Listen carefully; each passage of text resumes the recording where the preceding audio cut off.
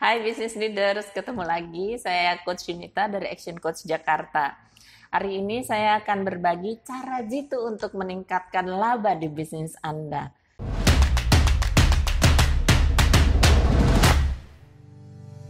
Kalau kita udah tahu, kemarin kita udah tahu bisa merencanakan omset, ya kan? Kemudian bagaimana kita melakukan tindakan-tindakan untuk mencapai target omset kita tersebut.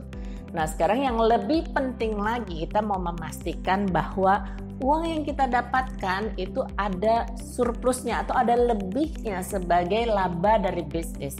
Jadi yang dimaksud laba dari bisnis adalah pemasukan dari omset tadi dikurangi semua biaya yang dikeluarkan untuk mencapai penjualan tadi, dalam artian delivery barang atau servicesnya, biaya modal, biaya operasional, biaya gaji, dan lain-lainnya. Nah, semua ini sudah dikurangi. Nah, sisanya inilah yang kita maksud dengan laba dari bisnis. Nah, lagi-lagi di dalam setiap bisnis, tentunya selain omset yang kita targetkan tadi dan kita berusaha untuk mengerjakannya dengan setiap tindakan strategis yang kita rencanakan, kita juga menentukan target laba kita setiap bulan itu mau berapa. Harus berapa, karena kita punya rencana pengembangan bisnis tentunya. Nah, bisnis yang punya laba baik itu bisa mengembangkan bisnisnya dan bisa tumbuh jangka panjang untuk terus berkembang dan bertumbuh secara bisnis. Ya, jadi bisnisnya istilahnya bisa berkelanjutan.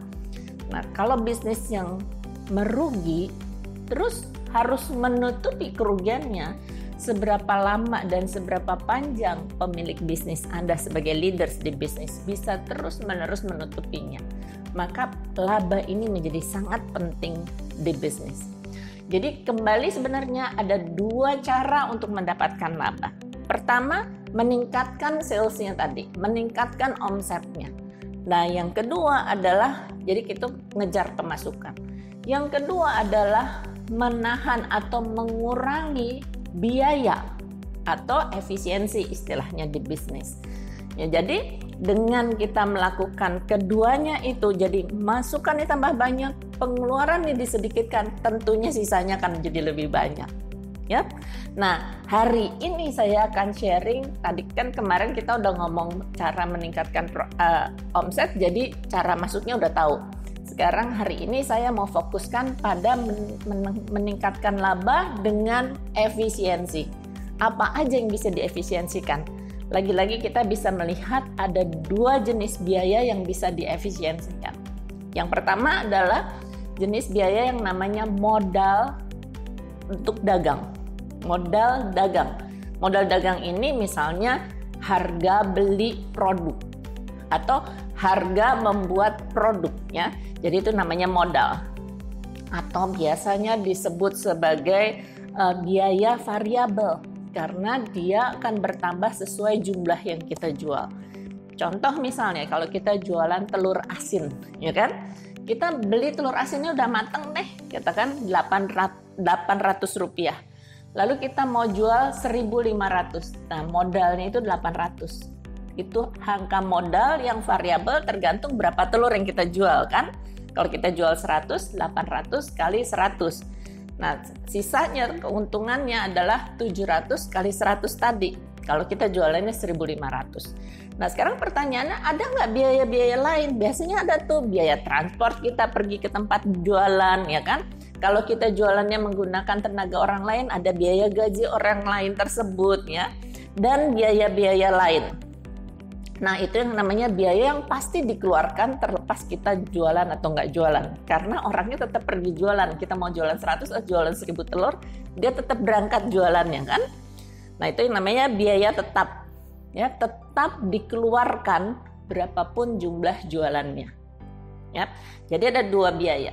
Nah, yang kita selalu bisa kontrol adalah menurunkan biaya tetap. Jauh lebih mudah untuk dikontrol. Supaya karena biaya tetap ini kita kecilkan, bahkan orang yang membantu kita jualan, kita berikan insentif sesuai jumlah penjualan yang berhasil dia jual hari itu. Jadi kita bisa menahan biaya atau menekan biaya tetap biaya variabel akan bergerak sesuai dengan jumlah omset yang kita terima tentunya. Hal ini akan lebih aman untuk bisnis, untuk menjaga keuntungan bisnis. Itu salah satunya, ya. Jadi menahan biaya tetap. Terus biaya apa lagi yang bisa kita tekan dari biaya tetap kita? Ya. Kalau Anda di bisnis sudah mulai punya data keuangan atau kalau kerennya laporan keuangan, itu lebih mudah lagi bisa dilihat. Lihat laporan keuangan Anda dari 10 terbesar biaya tetap Anda apa aja. Misalnya sewa tempat. Kalau mulai stok, sewa gudang, ya. Bagaimana ini bisa dikecilkan kalau itu nilainya besar. Jadi biaya apa lagi? Gaji. Waduh coach, gimana angka gaji karyawan, masa mau saya turunin? Bukan masalah jadi turunin. Ya, jangan cepat-cepat menaikkan dibanding memberikan insentif sesuai nilai penjualannya mereka. Ya. Jadi gaji tetapnya nggak perlu terlalu banyak. Ini juga akan menantang sales, bisa menjual, orang yang membantu kita jualan bisa menghasilkan jauh lebih banyak kalau dia aktif menjualnya dan makin pandai menjualnya. Jadi meningkatkan juga kemampuan dia mau belajar. Oke. Nah, dari sini banyak hal yang kita bisa efisiensikan. Tentunya kembali mana yang bisa diefisiensikan, setiap bisnis tentunya beda-beda. Ya, sewa gedung, sewa gudang, sewa dapur, itu biaya-biaya sewa yang bagaimana bisa dikecilkan. Kemudian inventory, ya, atau stoknya kita.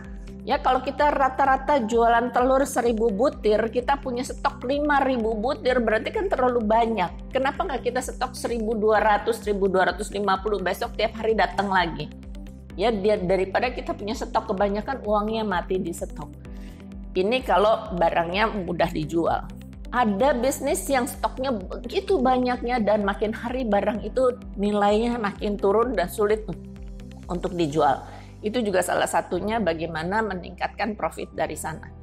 Yang ketiga adalah biaya keuangan.